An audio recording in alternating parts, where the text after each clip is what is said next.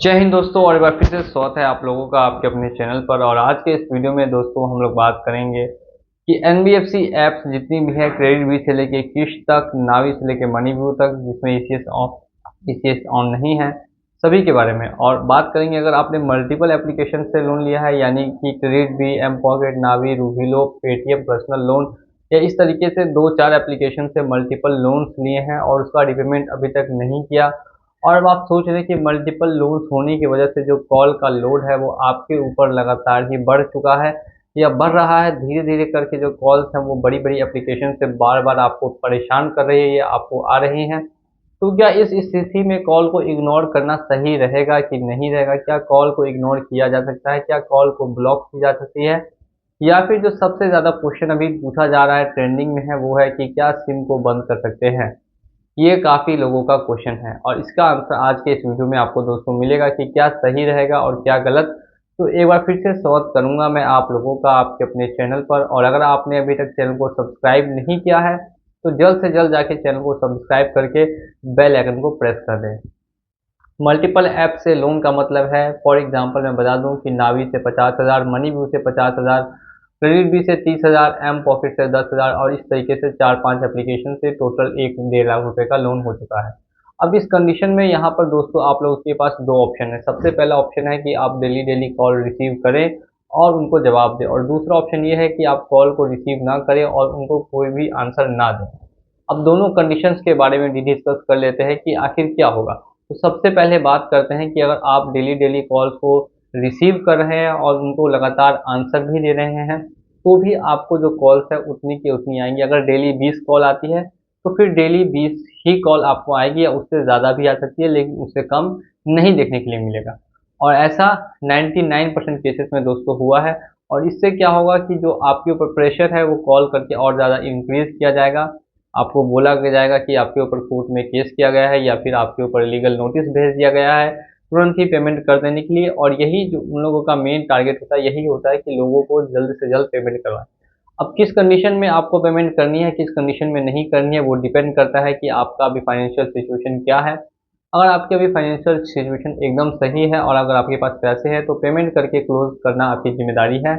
और अगर in case पैसे नहीं है, या अगर पैसे आए भी हैं तो उन्होंने पैसे काफ़ी इंक्रीज़ कर दिए हैं, यानी 10,000 को 20,000 कर दिया है, तो आप कोशिश ये करेंगे कि फिर से 20,000 से 10,000 उनको बोलेंगे करने के लिए और फिर उसके बाद उनका पेमेंट करेंगे। तो ये कंडीशन है पेमेंट करने के लिए।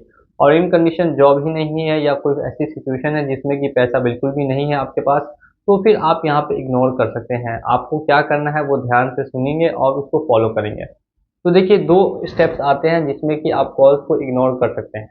सबसे पहला स्टेप आता है कि आप अननोन नंबर्स की कॉल को ब्लॉक कर दें। मैं स्टेप बाय स्टेप आपको समझा रहा हूँ, इसीलिए आप हमारे चैनल को सब्सक्राइब करके बेल आइकन को प्रेस करेंगे ताकि ऐसी इन्फॉर्मेशन और यूजफुल वीडियोस आप तक सबसे पहले पहुँच सके। और दूसरा स्टेप ये आता है कि आप सीधे सीधे नंबर को ही स्विच ऑफ कर देंगे। तो कौन सा स्टेप सही रहेगा और किसमें आपको फ़ायदा होगा, इसके बारे में बात करते हैं। देखिए, अगर आपने अननोन नंबर्स की कॉल्स को ब्लॉक किया तो भी आपको धीरे धीरे देखने के लिए ये मिलेगा कि 7 डेज, 10 डेज और 15 और 30 डेज, यानी टोटल 1 महीने के बाद आपको कॉल की संख्या 1 या 2 में रह जाएंगी। इससे ज़्यादा आपको कॉल्स नहीं आएंगी। वो भी कॉल ऑटोमेटिकली ब्लॉक होंगी और जो कॉन्टैक्ट्स आपने सेव किए हैं वो सभी कॉल्स आपको आ सकते हैं। लेकिन आपको मैसेजेस आएंगे। जी हाँ, आपको मैसेजेस देखने के लिए मिलेंगे, आपको व्हाट्सएप पे मैसेजेस और कॉल्स देखने के लिए मिलेंगे, वो बंद नहीं हो। अब नेक्स्ट कंडीशन के बारे में बात करते हैं जिसमें कि नंबर ही को स्विच ऑफ कर लिया जाए या नंबर ही को बंद कर दिया जाए। ऐसे कंडीशन में क्या हो सकता है? देखिए, अगर आपने नंबर हमेशा के लिए बंद करवा दिया तो फिर दिक्कत ये होगी कि आप अगर दोबारा पेमेंट करना भी चाहेंगे तो कर नहीं पाएंगे, क्योंकि नंबर तो अब हमेशा के लिए बंद हो चुका है। तो कभी भी नंबर हमेशा के लिए बंद करवाना सही ऑप्शन नहीं माना जाता है। और दूसरी बात अगर हम लोग करें कि अगर नंबर आपको स्विच ऑफ करना है 1 या 2 महीने के लिए, तो वो इस कंडीशन में कर सकते हैं कि आपके ऊपर मेंटल काफ़ी ज़्यादा प्रेशर बन चुका है और अब आप और ज़्यादा इसको नहीं झेल पा रहे, तब आप ऐसी कंडीशन में बिल्कुल ही नंबर को स्विच ऑफ कर सकते हैं 1 और 2 मंथ्स के लिए। और उसके बाद अगर आप दोबारा से ऑन करेंगे तो कुछ कुछ मैसेजेस और कॉल्स आपको आएंगे, लेकिन ज़्यादा नहीं रहेंगे, कम रहेंगे, क्योंकि मल्टीपल ऐप्स का यही सबसे बड़ा दोस्तों नुकसान होता है कि जो कॉल्स की संख्या है वो सभी एप्लीकेशन से आती हैं तो आदमी परेशान हो जाता है, मेंटली हरास हो जाता है। तो ऐसी कंडीशंस में आपको क्या करना चाहिए, तो मैंने बता दिया। नंबर को स्विच ऑफ कर सकते हैं 1 to 2 मंथ्स के लिए, या फिर दूसरा है कि आप अननोन नंबर की कॉल्स को ब्लॉक कर सकते हैं। ये दोनों ऑप्शंस आपके पास अवेलेबल हो जाते हैं। अब नेक्स्ट हम लोग बात करते हैं इससे आपके ऊपर क्या प्रभाव पड़ेगा, कंपनी फिर क्या करेगी। देखिए, इससे दोस्तों आपके ऊपर सीधा सीधा सिर्फ एक प्रभाव पड़ेगा, जो आपका सिविल है वो हिट होगा और सिविल को लो कर दिया जाएगा।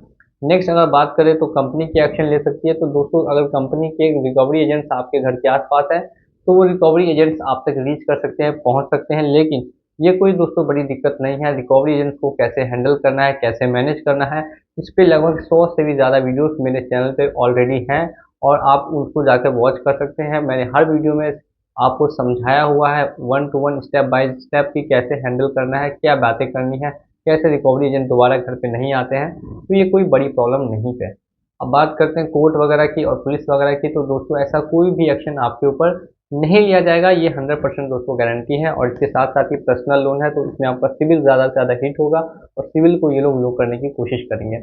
इससे ज़्यादा आपको और बिल्कुल भी टेंशन नहीं लेना है। अगर आपको सिविल की कोई भी चिंता नहीं है, तो आप बिल्कुल भी प्रेशर मत लीजिए अपने ऊपर। जो आप अपना वर्क है मेन, उस पे फोकस कीजिए और जल्द से जल्द आप अपनी कंडीशन से रिकवर करने की कोशिश करें। मैं शुभकामनाएं देता हूँ आप